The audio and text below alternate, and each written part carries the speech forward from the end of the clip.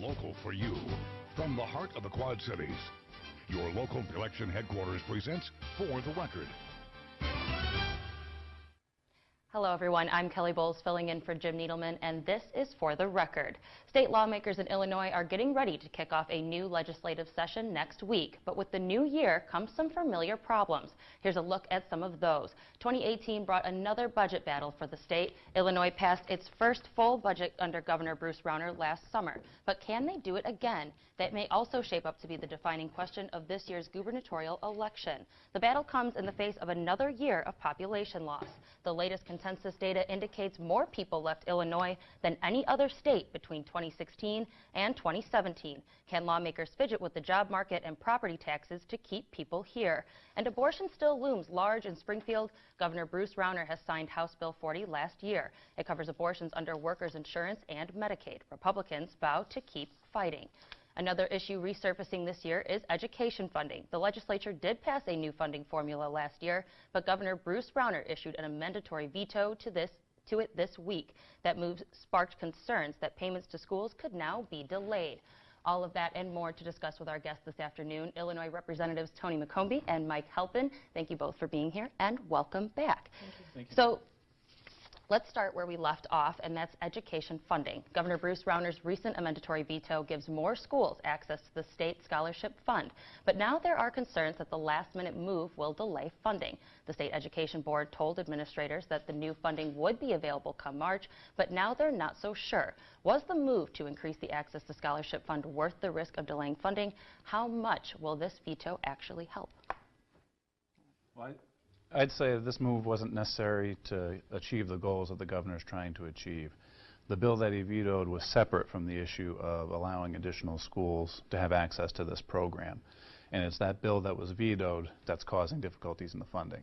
I think we can and we should pass that bill again and then work with everyone involved to try to address this separate issue of these schools wanting to be recognized. I think it's something that we can do. Absolutely, and I agree. And they knew about this issue prior, and I think it should have been written properly so the veto wouldn't have had to come, but I don't feel that it's going to end up hurting the funding in March or April still coming out for the evidence-based funding model.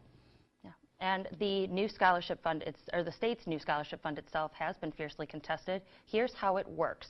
When taxpayers contribute to the fund, they will get a tax credit of 75% of their donation, up to $1 million annually per person. The state caps the tax credit amount at $75 million, so there was a rush to get donations in at the start of the year. Taxpayers donated $35 million within the first 24 hours. That money goes to scholarships for students at non-public schools. That's where the controversy comes in. Teachers' unions call the program an attack on public schools. Do those opponents of the new program have a valid point? Would this not take funds away from more money of the schools that are already underfunded? I think more importantly than that, it's just we can't afford something like that today. It's taking money away from our general fund, and that's really an issue right now. We're already $1.7 billion gap in our budget right now, so to take another possibly $100 million, where is that going to come from? So whether you agree or disagree with the program, it's just today's not the day for that. And I'd agree with that point and the point that you raised. A, we don't have the money in the general fund to support this new program. And second, I do believe that public tax dollars should be used in public education. It might be a different story if our schools were being adequately funded as they are, but the reality is that they're not. We should be putting every spare dollar we can into funding our local schools. Illinois lawmakers face another budget battle when they return to Springfield on Tuesday. Governor Bruce Rauner is campaigning hard against the new tax hike in the latest budget, but he says he wants to roll back the tax hike gradually and not all at once this year. Rauner also hired a new budget director, but if he doesn't come up with one, the governor's rivals could use it to hammer him into campaign ads. Rauner is supposed to deliver his budget proposal in less than a month. The last time Governor Rauner said he produced a balanced budget, a PolitiFact fact-checked rated that statement as pants on fire. Now both he and State Comptroller Susana Mendoza admit as much, but neither side has been willing to make the cuts or raise taxes high enough to balance it all out. What are some of the options on the table to balance the budget, and do you think the election campaign is helping this process by adding a sense of urgency to the atmosphere, or harming it by politicizing yet another issue instead of maybe finding the best solution? I think the campaign should really come second to what we need to do in Springfield, and that is to balance a budget.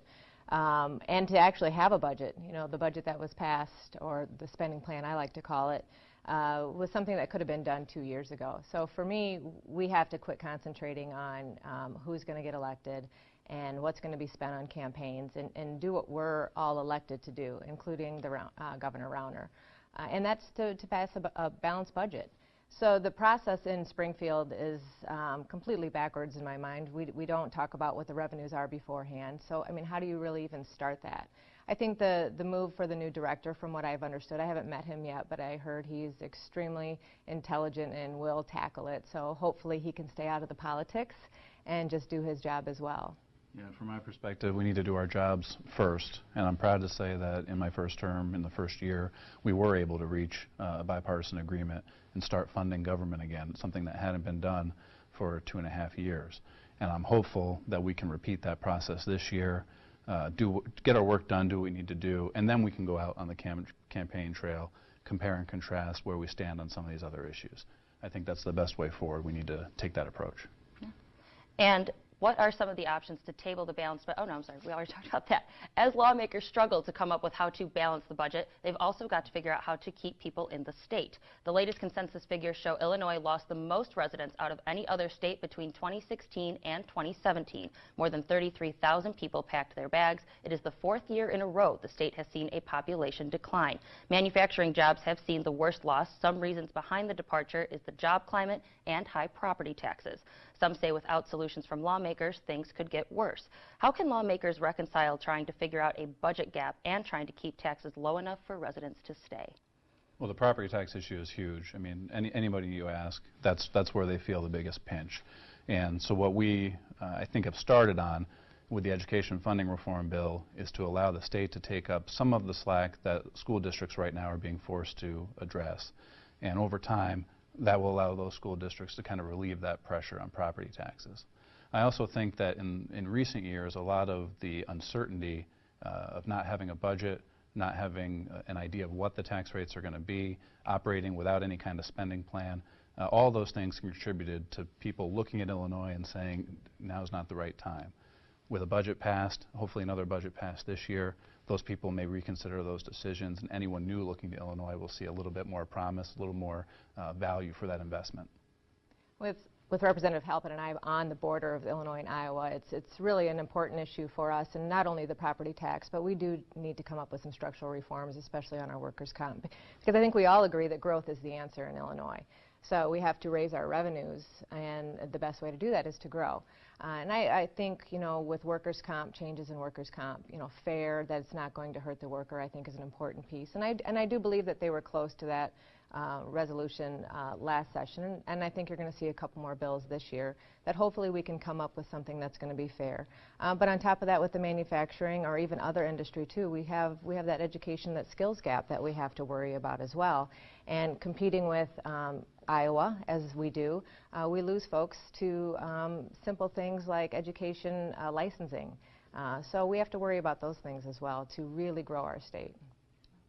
And another issue that has been heating up and come back this year is the HB 40 bill. Governor Bruce Rauner was met with fierce opposition from members of his own party for signing this legislation. The law uses state tax dollars to pay for abortions by adding it to state workers' health insurance plans and Medicaid recipients. The bill has already gone to court, where the judge decided to allow it to go into effect at the start of the year. But some Republicans and anti-abortion activists have promised to keep fighting. They say the state doesn't have the money to pay for abortions. Given the budget issues, people leaving the state, etc., is this fight a waste of government time and resources? HB 40 has already passed both chambers of the state legislature and been signed by the governor. Do we need to keep battling this issue, or do Republicans need to move on? I think this is an issue that is going to be constant, whether it's a state issue or on a national level. Both sides are very passionate about what they believe. I am pro-life, and I voted against HB 40. I did not for my voters, I heard from both sides, actually, even from my pro-choice folks.